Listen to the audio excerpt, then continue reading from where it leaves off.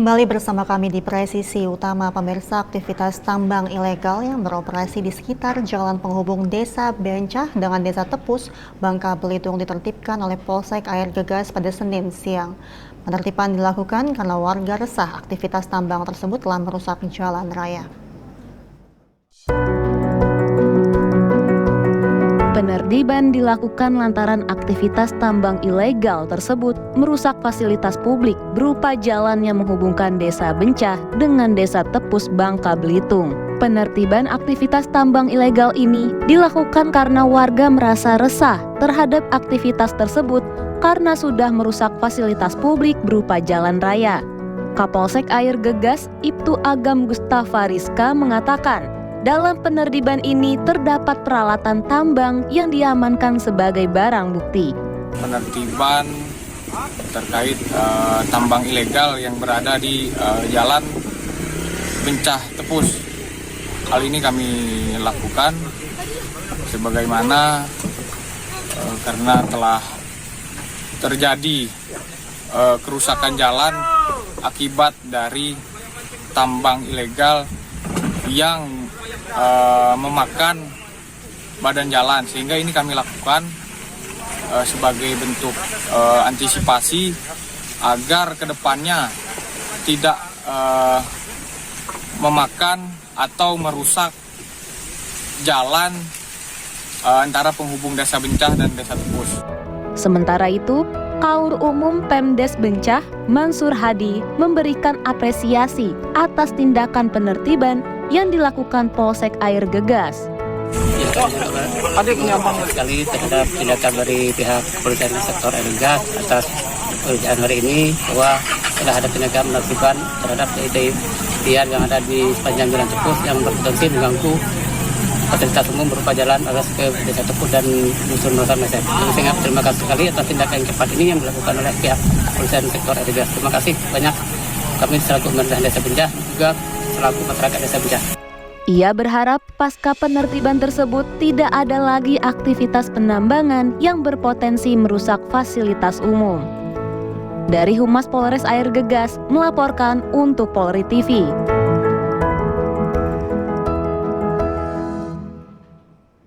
Beralih ke informasi lainnya, dalam rangka penanganan kejahatan transnasional, Kompolnas menggelar acara fokus group discussion bersama beberapa narasumber yang memberikan materi terkait penanganan dari permasalahan kejahatan transnasional.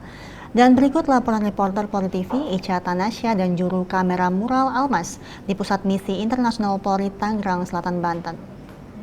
Ya pemirsa, pada acara Focus Group Discussion atau FGD yang digelar di Pusat Misi Internasional Polri ini terdapat beberapa rangkaian acara, yaitu dilakukan seperti sesi diskusi dari 4 narasumber yang membahas tentang maraknya kejahatan lintas dunia. Hal tersebut berdasarkan tema yang diusung pada acara FGD kali ini, yaitu terkait dengan optimalisasi diplomasi internasional Polri dalam rangka penanganan kejahatan transnasional melalui penguatan atase dan staf teknik Polri.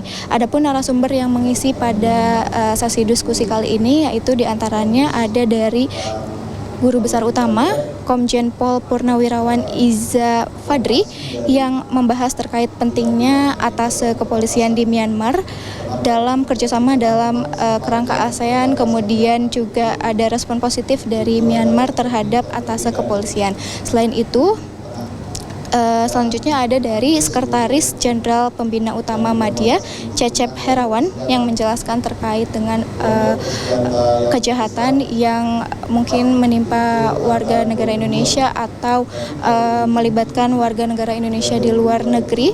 Saat ini bisa terlindungi melalui portal Peduli WNI, yaitu melalui aplikasi yang bernama Safe Travel. Dan kemudian pada kesempatan yang sama, Dirtipidum Bareskrim Polri Brigjen Pol Juhandani Raharjo Puro yang membahas terkait dengan strategi Bareskrim Polri dalam penanggulangan kejahatan dari transnasional.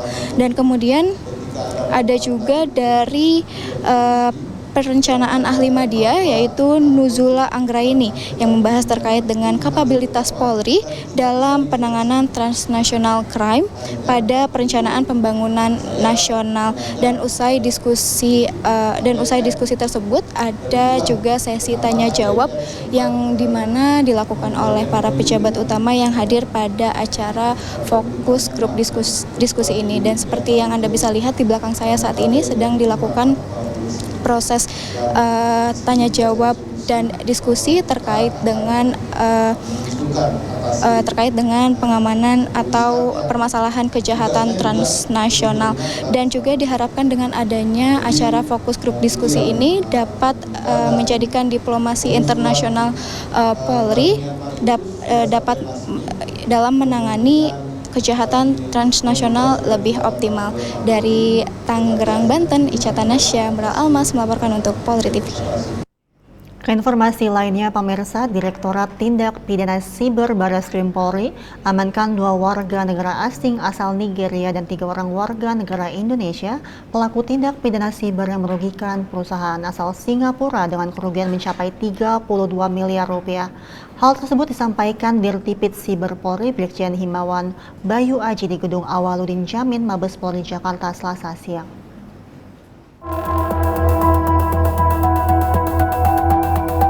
Direktorat Tindak Pidana Cyber Barreskrim Polri berhasil mengungkap tindak pidana cyber dengan skema bisnis email compromise atau manipulasi data yang melibatkan 2 warga negara asing Nigeria dan 3 orang warga negara Indonesia.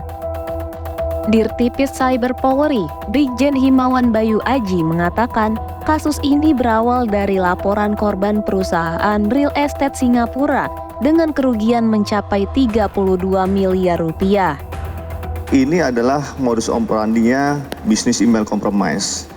Ini terkait dengan komunikasi bisnis antara perusahaan dengan perusahaan, di mana ini dilakukan dalam rangka pembayaran dan pembelian barang, sehingga ini sudah terjadi komunikasi lama dengan email yang sudah biasa. Tetapi karena ini emailnya dikompromis, kemudian dikelabui, dimanipulasi dengan alamat email yang baru yang menyerupai daripada alamat email yang sudah biasa. Dengan berita tentunya di situ seolah-olah ada pergantian nomor rekening untuk dilakukan pembayaran ditransfer ke rekening yang baru. Nah, dengan nama rekeningnya adalah sesuai dengan PT yang disebutkan oleh penyidik tadi. Hanya dibedakan Asia dan internasional. Nah, itu modusnya. Dengan tidak awareness-nya korban yang menganggap bahwa alamat emailnya sama, hanya dirubah beberapa alfabet saja, yang sekilas kalau dibaca itu juga sama. Tadi hanya beda alfabetnya S saja, ya. Misalnya S-nya ada di tengah, kemudian dirubah di belakang. Nah, ini juga menjadi ketidakhati-hatian sehingga percaya bahwa itu seperti dengan alamat email yang sebelumnya. Hingga kini, Polri masih mencari 1 orang tersangka lainnya berinisial S berkeluarga negaraan Nigeria yang berperan sebagai hacker. Para tersangka dijerat Undang-Undang tentang Pencegahan Pencucian Uang dengan ancaman 20 tahun penjara. Dari Jakarta, Faris Hasni dan Irfan Juni Setia melaporkan untuk Polri TV. Beralih ke informasi lainnya, pemirsa, Yayasan Kemala Bayangkari melaksanakan perayaan Hari Jadi Bayangkari ke-44 yang dihadiri oleh pejabat serta anggota Yayasan Kemala Bayangkari. Perayaan Hari Jadi Bayangkari ke-44 mengusung tema Yayasan Kemala Bayangkari mendukung pemerintah dalam melanjutkan program prioritas Kemendbudristek menuju generasi emas tahun 2045. Dan dipimpin langsung oleh Ketua Pembina Yayasan Kemala Bayangkari Juliati Sigit Prabowo.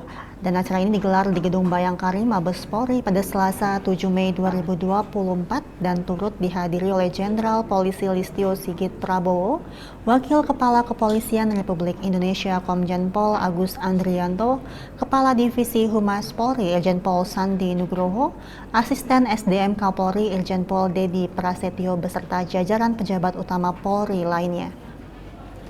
Acara ini juga diisi dengan sejumlah agenda seperti pemotongan tumpeng dan juga penyerahan penghargaan kepada anggota Bayangkari yang berprestasi. Selain itu juga diisi dengan pemaparan dari Kapolri Jenderal Polisi Listio Sigit Prabowo. Melalui perayaan ini diharapkan Yayasan Kemala Bayangkari dapat semakin maju untuk turut serta membangun dan memajukan pendidikan generasi penerus bangsa untuk mencapai Indonesia Emas 2045. Saya ucapkan selamat ulang tahun yang ke-44 yang seharusnya jatuh di tanggal 5 Mei ini, namun dilaksanakan hari ini di tanggal 7 dengan membawa tema Yayasan Kemala Bayangkari mendukung pemerintah dalam melanjutkan program prioritas Kemendikbudristek menuju generasi emas tahun 2045. Dan tentunya ini menjadi bukti bahwa Yayasan Kemala Bayangkari terus berkontribusi karena sesuai dengan tema yang ada untuk terus mencerdaskan anak-anak kita, anak-anak bangsa yang tentunya ini menjadi PR kita semua untuk semakin hari tentunya tantangan kita semakin berat, namun di situ juga kita terpancing untuk Yayasan Kemala Bayangkari terus bisa berkontribusi dengan perubahan-perubahan yang ada untuk bisa menyiapkan anak-anak kita mewujudkan generasi penerus yang bisa siap dan mengisi visi Indonesia Emas tahun 2045. Pemirsa, dalam rangka memperingati HUT ke-44 Yayasan Kemala Bayangkari, pengurus Yayasan Kemala Bayangkari daerah Kalimantan Utara mengadakan talk show kesehatan dan seminar parenting. Kegiatan talk show dalam rangka memperingati HUT ke-44 Yayasan Kemala Bayangkari ini mengambil tema sehat bergizi untuk membentuk generasi emas 2045, sehat, cerdas, dan berkarakter. Sementara seminar parenting bertemakan eksplorasi kreativitas anak membuka potensi dunia digital. Acara ini digelar di Aula Kantor Bayangkari daerah Kalimantan Utara dan diikuti oleh pengurus Yayasan Kemala Bayangkari Kalimantan Utara serta perwakilan guru TK Kemala Bayangkari dan kader Posyandu Bayangkari Kalimantan Utara. Kegiatan ini dibuka dengan sambutan dari Ketua Pengurus Yayasan Kemala Bayangkari daerah Kalimantan Utara, Didit Daniel Aditya Jaya, dan menghadirkan dokter ahli gizi dari Dinas Kesehatan Kalimantan Utara serta psikolog sebagai narasumber.